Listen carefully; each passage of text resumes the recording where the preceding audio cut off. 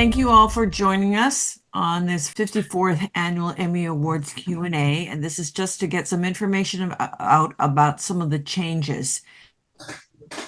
Some of you have already entered for many years, but there are additions and compilations and changes that we need to talk about just to facilitate the entry process and to minimize some of the common mistakes that we see in the entrance. So on the call with us are co-chairs Chris Sanchez and Paula Marqueski and Executive Director Daryl Compton, and I see some members of the awards committee. Besides this call, we are also available. Our personal contact information is in the call for entries under general information. So if you want your inquiry to be private, we're also available for that. So I'm going to turn it over to Daryl now to talk about some of the big changes. Great. Good morning, everybody. So what's new? Call for entries has a totally new look this year. When you go to our homepage, you'll see that it says call for entries. And when you click on call for entries, this comes up and it shows the due dates and who our sponsors are. And then you get all of these different tabs that you can look at. So for example, if I'm going to get this out of the way, if you click on the how to enter tab, you will get all of the information in roles, what's going on, how to enter. And then if you want to close that, you click the arrow again and it closes it. So when you open things up, you will have each tab and you can keep them all open if you want to.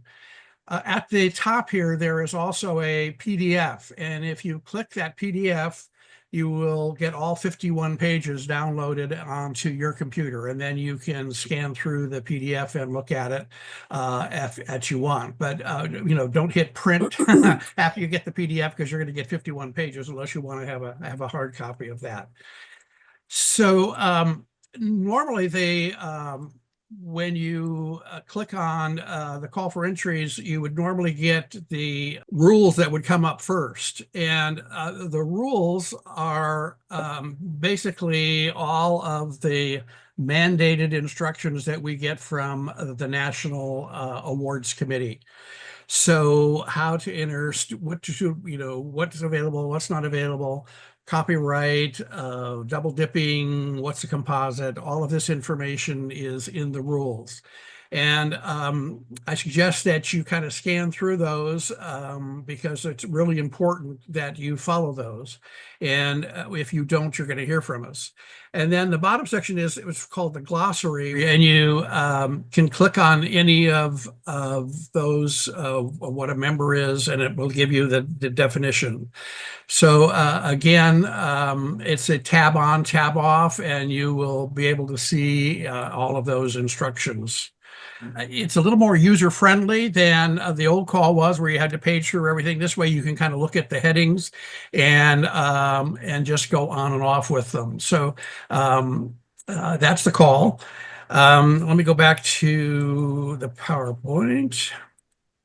I want to stress that, the tendency is to go straight to the categories, but please read the rules because they are different. Okay, so what have we done with the categories this year? We have expanded some of the categories. Category 10, crime and justice, used to be just a single category, and we've split that into single shift and no time limit because of the number of entries we had in it and the number of activity in this area. So we thought it would be best to split that out. And this is a news category for news only, and it's for crime and justice. You have two different subcategories there. Do you want to explain the difference between single shift and no production time limit? Certainly.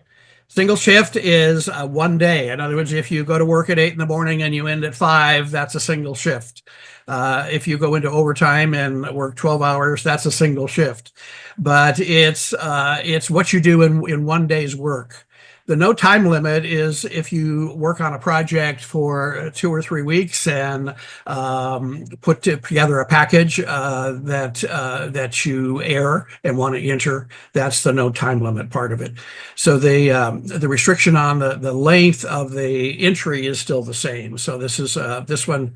I think you can go up to a 50-minute story, but it is not a composite category. So unless it says composite, it's a single story. The only difference in a single story and on all of the entries is that you can truncate. If you have in the longer form, if you have something that's over 30 minutes, you can truncate that. So, for example, a newscast, an hour newscast, you can only enter 30 minutes. So you have to truncate that and pick out 3 segments out of that newscast: the opening block, something in the middle, and the close or whatever. So you can only do, or you could do the first 30 minutes and let the other 30 minutes go. But you can do 3 truncates of a longer series. In the same way with a series, you can enter 3 parts of a series, but we get a lot of composites and it's really a single story or multiple entries. So if you want to enter 3 different stories, it would be 3 different entries, and you can't do a composite on them, except within the crafts.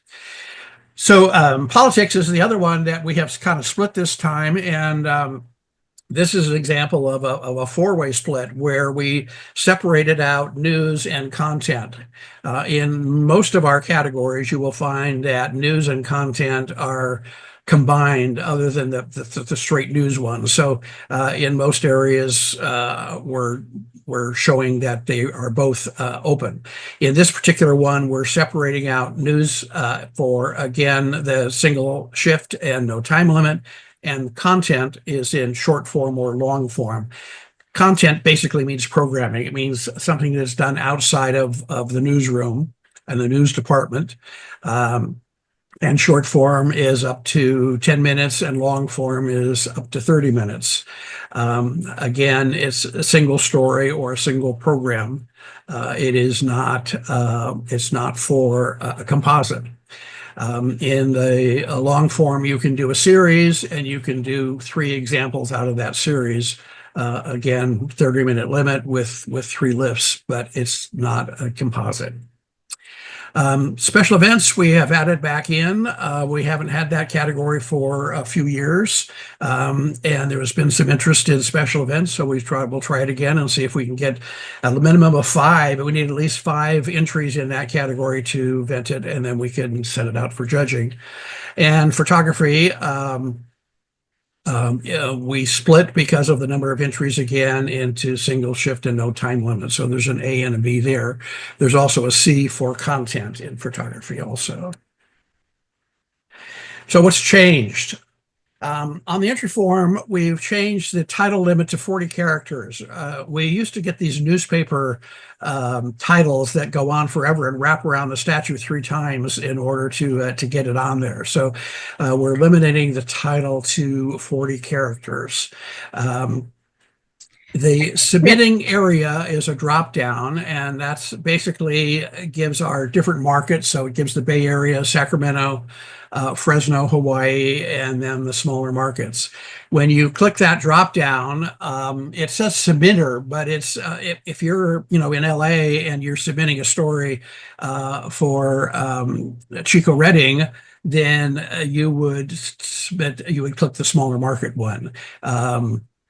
And that actually sets the fees. So when you click that, that's the area that you're broadcasting in or cable casting in or internet emphasis. Then you would click on which one of those 4 drop downs. The medium is another one that's confusing. It's not just TV or cable in there. If you've already in the drop down where it says the submitter, it says the company that you're doing, that drop down basically has all the TV stations and most of the production companies in there already. And when you click that, basically it says CBS Bay Area, KPIX, then on the medium side, you can just leave that blank because we already know what station it is. If you're not in the drop down, then you're going to fill in what station or what cable company or what network that you are. If you're a production company, you can put your production company in there. In the medium, we really need to know what the internet site was, and we get a lot of entries now that are not broadcast on a regular station, but are picked up by the news department in their social media feeds or whatever. And if that's the case, then you need to fill in that medium of what the URL is. And if it's a station URL, that's fine. If it's like a Facebook or a YouTube URL, it has to be public. In other words, it has to be something that the public would go to. It cannot be your production company. Your production company is not a public website. It has to be, a government site or a city or organization, charitable organization, whatever that you're doing the work for. Cheryl, what about the case of a sports organization? Is that considered a public website? Yes, like 49ers, Warriors. Yes, those are all public websites, Okay. definitely. Thank you. The other big change is role. We have limited that now to a drop-down menu with your primary role that you did on the entry. We have had in the past, again, people that go on like they do in the title, and they put, I'm the producer, director, writer, photographer, editor, and it goes on forever. So if you're the producer, that's the primary job, and all the other ones that fall below that are not. If you're the photographer, you're the photographer. There's no difference between a chief photographer or a regular photographer or a lead photographer. You're a photographer. We do put MMJ and journalist in there, but the primary role is there. If the primary role is something that you feel that that is your primary role and it's not in the drop down, then just leave that blank to start with and send an email to emmy@mesf.tv, and we will get that to the awards committee. And if the awards committee feels that it's a legitimate title, then we'll fill it in for you. If not, we'll get back to you and say, hey, you got to pick something in the drop down. Daryl, can we just to clarify? Yes. So that's it. It's your role on that particular entry. It's not necessarily your job title. So you could be whatever your job is, but whatever you did that day in that entry is what you're going to want to list as your role. Exactly. Perfect. Thank you for saying that. So it's the role. There's two. When you fill in on the entry side, we'll go through the form in a minute here. When you go through the entry side, you will say what your day job is, and then what your role on this entry is. And it's the role on the entry that we're really concerned with. And it can be different on each entry. So we can talk about that a little bit when we get to the double dipping rule. But primary role, again, drop down one role only. And, I want to say people are kind of stuck onto their titles in the newsroom. The judges don't see this. It doesn't impress anyone what your title is. They're going to judge the piece itself. The other issue is pay your membership first. That's one that is the biggest problem that we get in the office of saying, I'm getting charged a non-member fee. Why? And that's because you haven't paid your dues for 2025. So that your ability to enter ended on November 30th. On December 1st, when the new call comes out, you must pay for the new year. So especially when you're a administrator and you're filling in your entry form for 5 or 6 people in the newsroom that are going to be submitted on your entry also. They need to pay their membership dues first, or they're going to get charged the $220, the higher rate, until they pay those dues. So make sure that gets done. And of course, there's a save $10 or $30 if you pay for 3 years if you renew your dues before December 31st. On January 1, everything goes up $10. Your name in the membership database when you pay your dues is the name that is pulled over into the call for entries when you fill out the entry form. So if in your membership database, everything is in all caps, when you click on the entry form, it's going to be in all caps. So please use upper and lowercase on the membership database and on the entry form.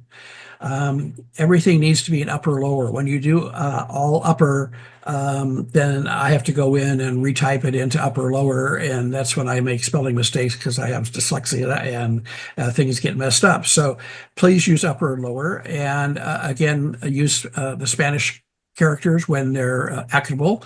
Again, it's very difficult when I go from upper to lower to make sure that we get the Spanish characters in there. And then don't double dip. That's the biggest one that we get. And that's where this role comes into play. First of all, the material can only be entered once in the competition in any of the news programming categories. You can do duplicates when you get into the craft areas. But in the craft area is where the duplication cannot happen with title. So if you put yourself down in the news category as a photographer, then you can't enter that piece in your photographer composite in photography. You would have to pick different pieces. So whatever your name is on any of the entries, we're going to double check your name and see if that name appears in any of the crafts with the same material. Again, the same material can only be entered once. You can't enter the same material in more than one category. So we have people that try to say, I've got a great thing, but it fits in 3 categories, so I'm going to enter it 3 times. You can't do that. You got to pick one and one only. So that's the double dipping rule. Just to go over the deadlines, the membership increases, as I said, on January 1. Our big entry deadline is the 10th of January. And that's midnight Hawaii time. We'll keep it open so Hawaii doesn't get locked out at 11 o'clock Denver time, which is what the Emmy Express is still locked into. So we'll keep that open. So, but after that date, there's a $35 late fee that is added to anything that's unpaid. So if you put those 6 entrants on there and they have not paid their membership or entry fees by January 10th, we're going to add another $35 processing fee or late fee onto that bill. So the bill, instead of saying that like $220, is going to say another $35 added to that. We do give you an extra week to do the video uploads. So if you want to put in a photography composite and you don't have it all edited yet, you can go ahead and put in the entry, pay the entry fee, and then you have a week to put the composite together, get it uploaded, and then go back into the entry and fill in the composite form so that we have all that information. We also give you a week for late entries that you can enter into any category up until the 17th, and then there's a late fee on top of that also. On that Monday, we will be, the 20th, we'll be publishing the master list on the website. And that is the complete list of every entry and every entrant and who's paid and who's unpaid. And you need to check that and make sure that that what you entered is in the system properly and looks great. And this is when you can look and say, gee, I worked on that entry and my name's not on it. And you need to contact the person that filled out the entry form and get your name on it. And of course, if your name is not on the entry form, you're not going to receive a nomination and you're not going to be eligible to receive an Emmy statue come June. Your name needs to be on that entry form. And you have until March 31st to do that. So come and check that master list often, especially when it gets closer to the end there, and you want to make sure that your name is on everything that you worked on during the year. And if it's not on there, again, you have till March 31st to add the name on. We'll be announcing the nominations a week earlier this week. Normally it would have been the 15th, but we're going to move it up a week. To give you a little more time to prepare to go to Sacramento. And we'll have we did the announcement party online last year. It was very successful. We'll do that again this year. So the nominations will be announced at 7 p.m. on the website on a webcast. And then, of course, June 14th is our big gala at the Sacramento Convention Center, and hopefully a full weekend of activities for you to come to Sacramento for, with a Friday night visiting different restaurants, and Saturday the awards gala, and then Sunday a nice Sunday brunch that'll happen. So all the details on that will be coming, but be sure and save all those dates. Just want to go over judging real quickly. What happens to your entry after it gets certified, and what certification is basically the awards committee looks at each entry to make sure that all the rules for that category are met, that the video plays properly, and then it's in the right format, and that all the entrants, there's no double dipping, and then they certify every entry. Once that is done, then we take that over 1,000 entries and divide it up amongst probably a half a dozen different chapters of the National Academy. And we send those out to be judged around the 1st of March. And then those chapters, each chapter, basically we need to get a total of 7 judges to look at each one. So we ask each of those chapters to give us 2 judges. They must be peer judges. In other words, they have to be judges that work in the area that they are, the category that they're looking at. And they judge online when they have looked at enough of the entry, the scores pop up, and then they have a 7-point scale to vote for content, creativity, and execution. And of course, in crafts, it's creativity and execution only. It doesn't, content is not part of the craft categories. Then these scores are given to the accountants. The accountants take all of the scores that come in, add up the total score, divide by the number of judges that could be 8 or more, but at least 7, and get a mean score for each entry that is in the category. And then they stack those from the highest to the lowest, and they put it on what's called a blind scoring form. So the awards committee meets and looks at all these numbers of the highest number in a category to the lowest number in the category, the first 10 entries in that category. And they decide what the cutoff is, that the highest number is say 95%, and then it goes to 90% and 85. Then there would be, in that case, 3 nominations, the 85, 90, 95, and the statue would go to the 95. So it would be 3 nominees and 1 entrant in that particular category. Again, the awards committee has no idea what category they're looking at. It could be best newscast, it could be editing, it could be sports, or a promo. They have no idea. They're just looking at the numbers and do the cutoffs. And then the accountant firm then comes up with the nomination list, and then eventually the envelopes that will be opened on Emmy night as to who the actual recipient is.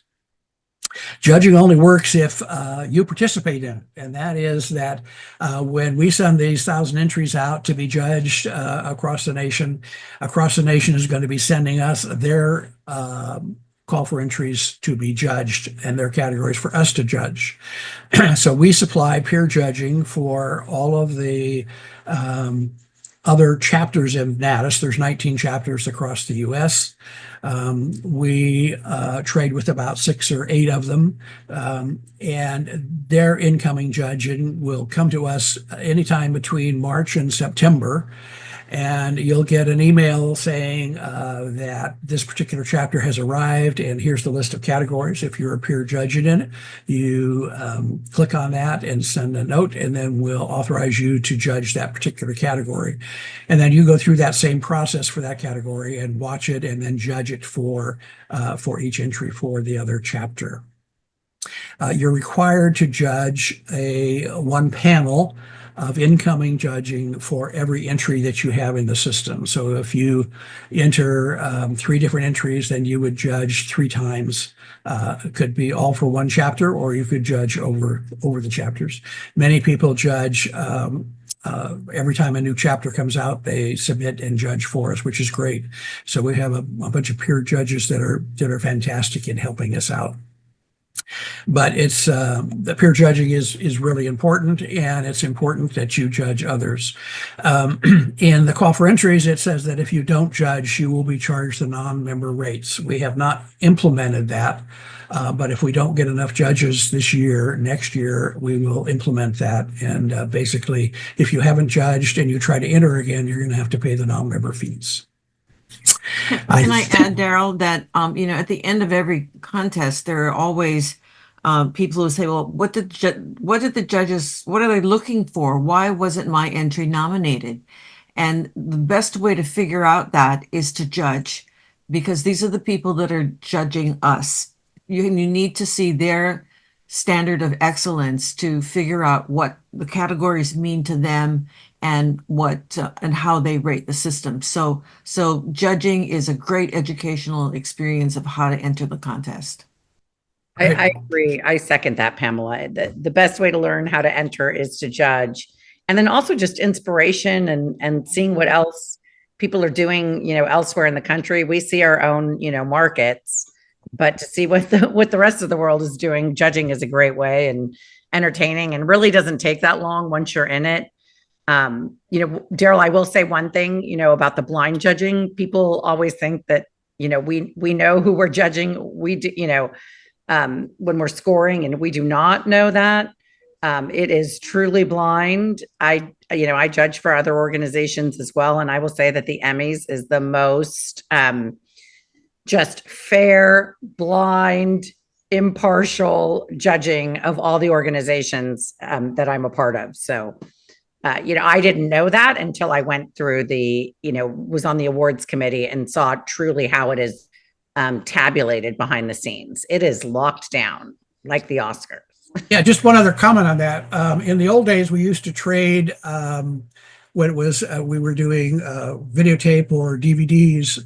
We would basically FedEx all the DVDs for a particular category to another chapter.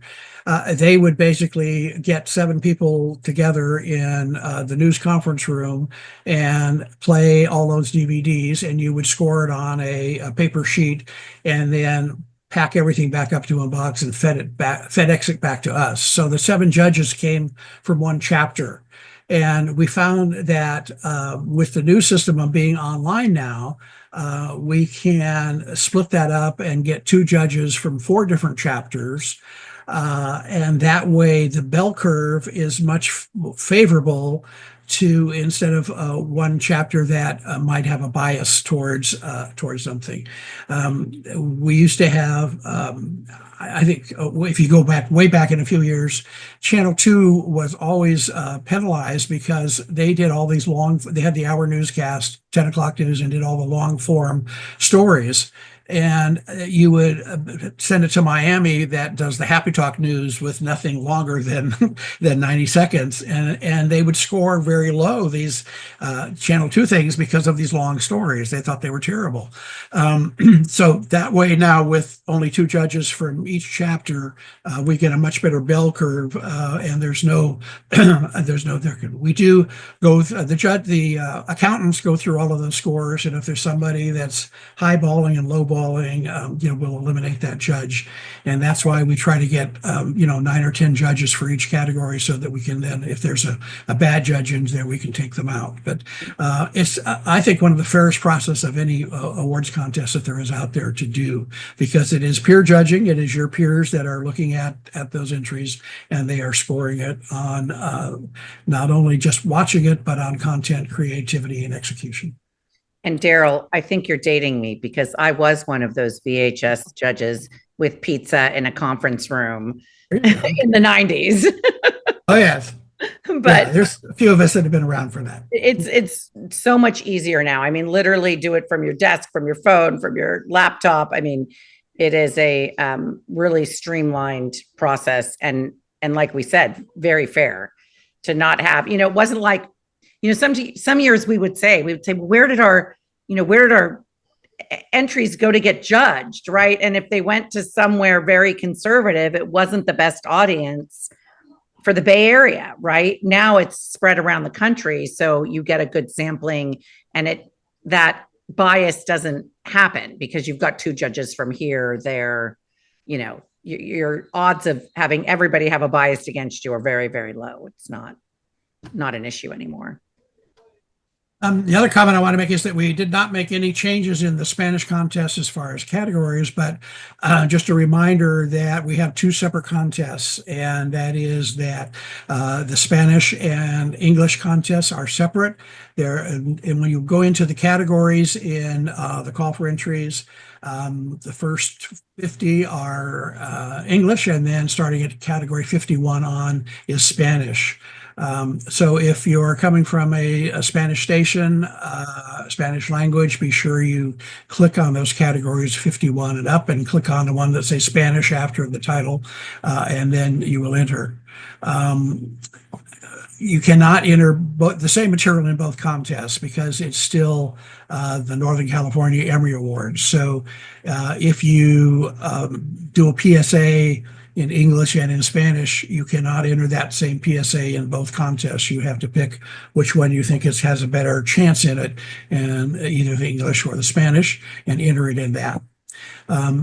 That's also that grace period that we give you for that week when the master list is posted on the website, and you can look at the PSAs then in English and in Spanish, and you can find out there's 25 in English and only 10 in Spanish. Well, I might have a better chance in Spanish, so I'm going to switch my entry from English to Spanish. That's fine. Except you pay the processing fee to do that, and then you would have that being entered in the other side. So you can move those categories around when you look at that master list and find out, gee, I'd be better off in a different category. You can switch those around. And I think we're ready for questions. Okay, we have one from Aubrey. You have a question about a category? So I had a question about the historical cultural category as far as short form. So, okay, obviously historical, that's kind of self-explanatory, but when it comes to cultural related topics, so I guess, can someone maybe elaborate on that a little bit more? Would it have to be cultural with historical context, or I guess what is meant by cultural? It could be either or. For example, some of the entries I've seen, someone wants to do something on Hispanic culture festival, and gives a little bit of the history of that, or just focuses on the festival itself. Or someone wants to do what the Nisei did during World War II, that involves both history and cultural. We also have under documentary, there is another category that involves cultural and historical. So you have a choice. But if you can maybe take a look at last year's call for entries, or the press release for the winners and nominees, you'll see some of the things that were entered and were nominated, and that might give you an idea. But it doesn't have to be both cultural and historical. And okay, well, I'm just saying that because there's a segment I have that I'm considering And it's cultural, but it's like food based. So it's like, do I, lean towards lifestyle, which encompasses like the food aspect, but there's definitely cultural ties and a story behind the food. So that's where I was kind of like, which way should I go? Well, you have your choice, and you also have the opportunity after you see the master list. If you see what's entered in lifestyle and you figure out, well, I don't want to go up against that, you can stay in one category, or you have the choice of moving it with a small fee. And I do think, with a lot of content, there are multiple categories often where the content makes sense. I think if you think about cultural in the terms of historical, it's not like a topical event, right? So the flip side of those categories is topical. So like a documentary that's topical to an event that just happened, or a documentary that is historical or somehow cultural based, right? There is like implied history in those cultural events. So I think that's why those end up, that category ended up together, historical, cultural, Right. right? Okay. Is the history in the culture, right? But again, there are, like Pamela said, it could be that it does fit in both lifestyle and because of the food, and in historical cultural because of the cultural significance. Gotcha. Okay. And Thank then you can, like Pamela said, go back and check the entry list and see, oh, well, actually that category seems kind of too heavy for my food content. I am going to put it in lifestyle, and because it also depends on the entries. Like if you can go back and look at what was entered and what was nominated in years past, but the trends change. It's like one year everybody inputs into, like Daryl said, it's a heavy political year this year. Everybody puts in political, and then next year there won't be anybody in that. It depends on the year. Okay. And then if you do want to change your category, what is that fee? If you look at the Dollars. list when it comes out and you're like, okay, I want to switch it now to, I want to move it from historical, cultural to lifestyle. Once the call is closed, you cannot change it. It has to go through the office. So you would have to send an email to Emmy@mesf.tv saying, I want to move the ID and the title from this category to that category. And then the office will move it for you and then add that processing fee onto your dashboard, and you would pay the $35 to have the category moved. Okay, thank you. And then just so you know, if you are truly in the wrong category, Daryl and Pamela, I think, mentioned the certification process. If you're in the wrong category, if somebody, like literally the people on this call, look at every single entry. So if I look at your entry and I say, wow, this really doesn't belong in historical cultural, I will call you or email you and say, I really think this belongs in, arts and entertainment or lifestyle or, sports. And if we initiate the change because you're in the wrong category, then there is no change fee. Correct, Daryl? But I mean, that is how intricate this is. Like we look at watch every single video to make sure it's in the right place, so that when your entry goes to be judged, it's judged fairly against the content that is most appropriate, if that makes sense.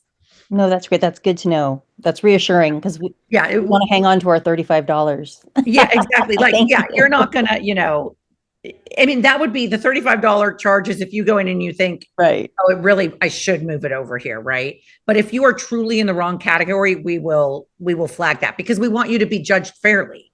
And you can only be judged fairly if you are being judged against like content, or in a category that is fitting. You really aren't, you're judged because it's a numbering system. You're really only judged against yourself. That's why there can be multiple winners in a single category. You're judged against a level of excellence, not against the other content. But you want to be in the right category to be judged appropriately. So, Thank you, Paula. thank you. Any other questions? John had a question about composite. Good morning. Good morning. Thank you very much and lovely presentation here.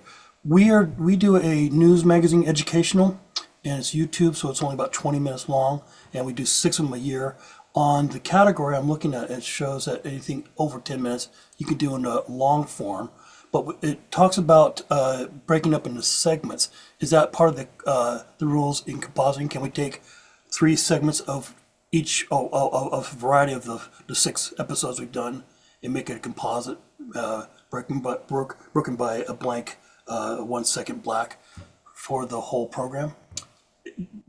There are categories that are called that allow series, and if you have 6 programs for the year and you want to submit a sample out of 3 of them, you could pick 3 examples as and part of a series. So that's not called a composite, that's called a series. Thank you. So the composite, again, is examples in the craft categories where you can fit 5 examples of things that you've done over the year and put that in as a composite. And you need to fill out the composite form when you do that and enter the slug or the title of the entry, the date it aired, and the time of it. And that's, again, where the awards committee and certification will go look at each of those and make sure that that same material is not with your name on it in a different category. Got it. So it's with us. Now, you can put the same material in, for example, in a composite. If you are like Richard, if you're a photographer and editor, you may have a great piece that you want to put in a composite for both of those. And yes, you can enter it as the producer in news feature. You can enter it as the photographer in photography, and you can enter it as the editor in editor. That is not double dipping. That's right now the way around the system is to change that title and put it into more than the one category. But if you're the photographer and a piece is in the newscast and you want to have your name in the newscast, then as a photographer, then you can't enter that in your photographer composite. We get that a lot in the newscast entries where there's a great newscast because it was a breaking news story and they stayed on live during the newscast and are entering that. And they want to enter the same material in their composite. But if they are listed on the newscast as a reporter, you cannot change your name to producer on the newscast because you didn't produce the newscast, you reported it. And therefore, you cannot enter that same material in breaking news or in your reporter composite because you have your name on the newscast. If you take your name off the newscast and don't have your name as reporter on the newscast, then you can use that same material again in another category, and it would not be considered double dipping. Excellent. So, Plus, you have to choose the pieces from certain episodes. For example, if you have a Dynamite episode with segment 1 and segment 3, you cannot enter segment 1 in one category and segment 3 in another category because that's considered one. You can't split them up. You have to choose which one out of each episode. so that makes more sense because out of the 6 we've done, as long as you do 3 from those series and put it into the long form category, I'm looking right here. News, long form content, no longer 10 minutes. Educational schools, I think, yeah. A maximum of 3 segments, excerpts permitted to bring longer programs to the required 30 minutes entry time. 1 second of black must be inserted between the excerpts. So out of our 6 episodes we've done, we can lift from each of our best ones we think, and then put them into to that entry with only 3 segments put together. That makes sense. That is correct. Okay. Now, if the 6 shows are on totally different subjects, and one of those shows is a lifestyle, one of them is something else, then you could submit separate entries, but then you could not do the series entry. Right. If you start splitting them up, then that eliminates the series. You have to do individuals. So one or the other. And one clarification, my gesticulation when you guys were announcing the nominations, our studios most likely to be the ones who broadcast the nomination list here in Sacramento. So we're looking forward to it. Thank you very much.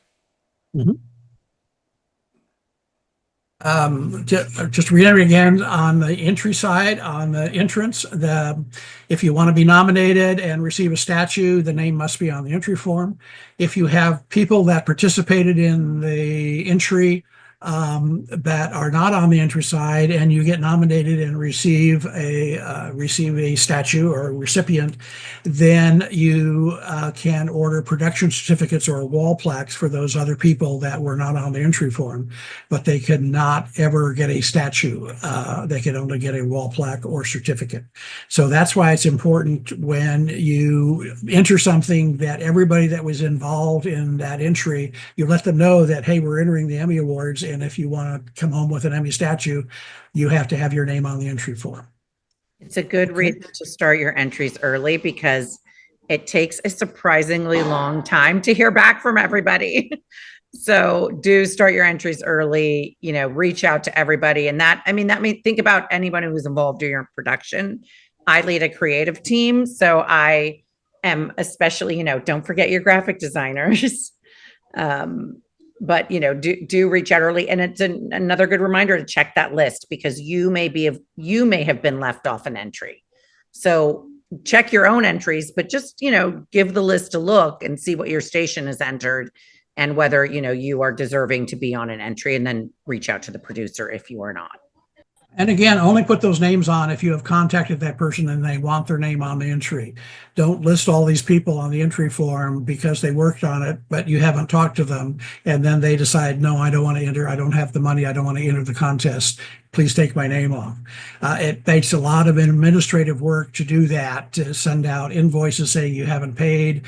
And then they come along and say, well, I'm not going to enter. And then we have to go take their name off.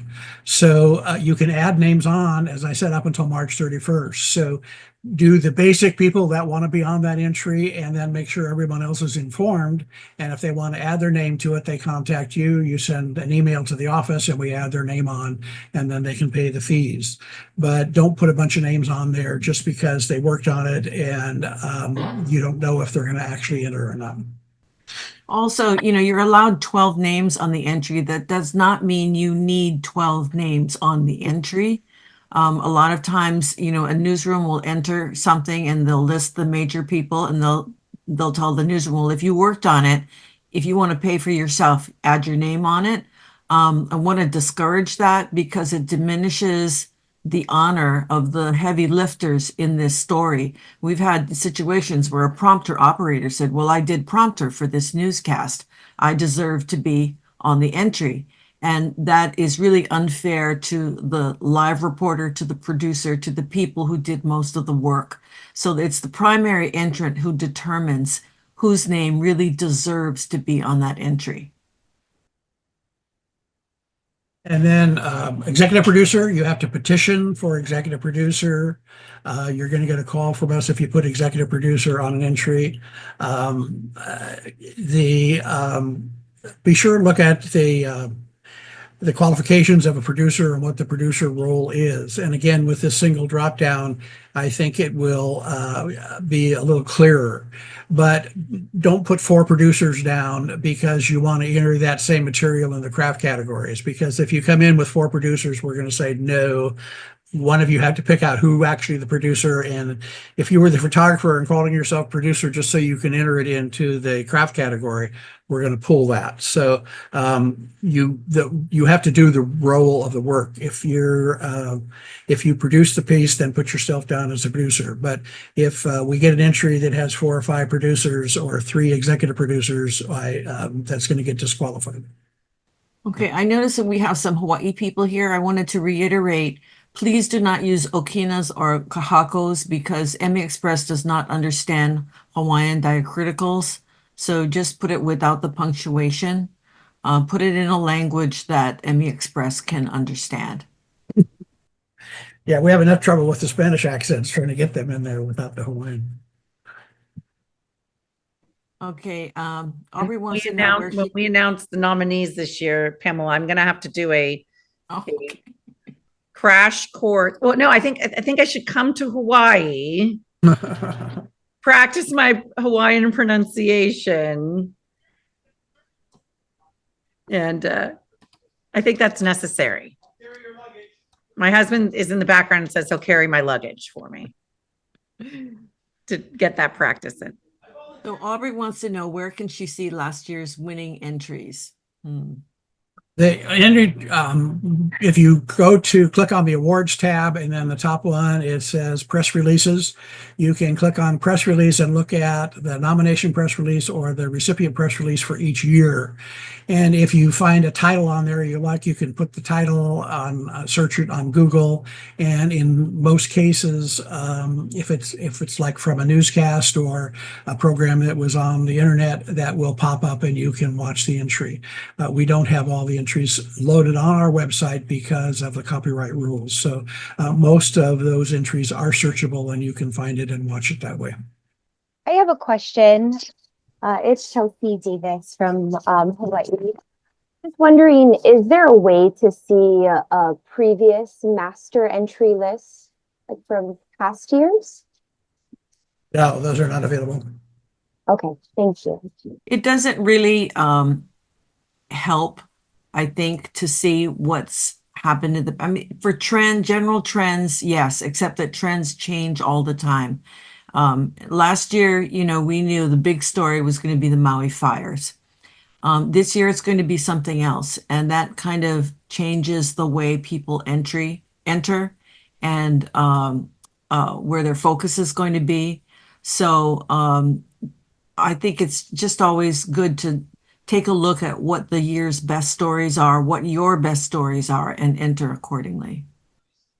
If you think of a question later, you can always reach out to Pamela, Chris, myself, Daryl. If we don't know the answer, we will find out the answer for you. Please do try to stump us, but we'll get the answers for you. But And please pass that along to your stations. And then just do also please remember that the membership fee goes up on January 1st. So if anybody on this call could remind your stations that the entry fee does, not the entry fee, I'm sorry, the membership fee goes up on January 1st. So, renew your membership now, even if you're not, going to fill out your entries till the new year. And please enter early. It really does not make any difference in the judging because the winners are chosen from the top, the middle, the bottom. If your entry is excellent, it will be judged so. So where you appear on the entry list makes no difference at all. And the ID numbers are assigned randomly. So when you fill out the entry form and you get an ID number of 27, that doesn't mean you're number 27. It means that it's a random number. And then when the ballots are set up to go to the other chapters, then the order is set is a random order. But that way we can't say that you entered first, so you get judged first. It's totally random. I didn't know that. Set up. I learned something new today, Daryl. I didn't know that. I do have a question. Even more fair. Is there any do's and don'ts as far as entry, we put into the description of the entry? As a judge, I personally read every description, and I do think short is better. I think if you can say why you did the story and the impact of the story, that helps a lot. And if there was any innovative way that you shot, edited, produced the story, that's always good to hear. If you need help, I will say this for every station, if you need help writing a description or coming up with a appropriate title that is 40 characters or less, go to your marketing department. They are used to writing short.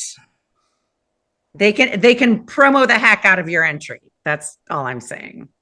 May make one point I just about give you my station secret. one point about the title. Remember that the goal is to win, and if you win, your title is going to be read and applauded. And so maybe consider that when you are making your title, so that you're not like death and destruction. That's just my 2 cents. It feels kind of yucky and it's not a good look. And don't tell your story in the title or in your description. just give them a little spice that makes them want to watch your video, because it's your video that's being judged. The video and the description pops up at the same time. So the judge may be reading your description while missing the key parts of your video. So just keep it short, and especially if it's in another language and you need to describe what this cultural reference is about. You need, because these are judges going to be out of our state, out of our region. So if that's necessary, put that in, but keep it as brief as possible, because your video should speak to the judges directly. Thank you. Okay. Excellent advice. So this session has been recorded. So if you need to share this with your newsroom or with other people, please do. And then again, the four of us are available for any questions that you don't want recorded or on a public website. So please keep that in mind.